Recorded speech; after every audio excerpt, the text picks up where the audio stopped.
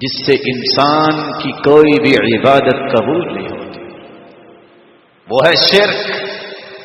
شرک کرنے والا اپنی عبادت کی قبولیت سے محروم۔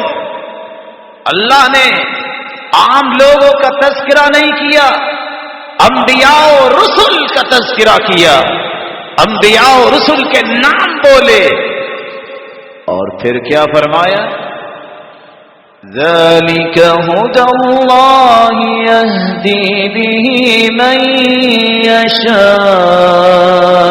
مِنْ عِبَادِهِ وَلَوْ أَشْرَكُوا لَحَبِطَ عَنْهُمْ مَا كَانُوا يَعْمَلُونَ۔ عام لوگوں کی بات نہیں ہے، اگر انبیاء بھی شرک کریں تو زندگی کے کیے گئے تمام اعمال اللہ تعالی ضائع کر دیں،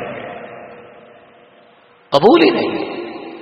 شرک کے ساتھ کوئی عمل قبول نہیں ہوتا۔ شرک ہے وہ اللہ کی رحمت سے دھتکارا ہوا انسان ہے، اس پہ پھٹکار پڑی ہوئی ہے۔ اللہ ایسے انسان کے اعمال کو کیسے پسند کرے؟ اور اللہ رب العزت نے کتنی بڑی بات نازل کر دی، وَلَوْ أَشْرَكُوا، انبیاء بھی اگر شرک کرتے، لَحَبِطَ عَنْهُمْ مَا كَانُوا يَعْمَلُونَ، جتنے بھی ان کے اعمال پہلے ہو چکے ہیں اللہ سارے کے سارے ضائع۔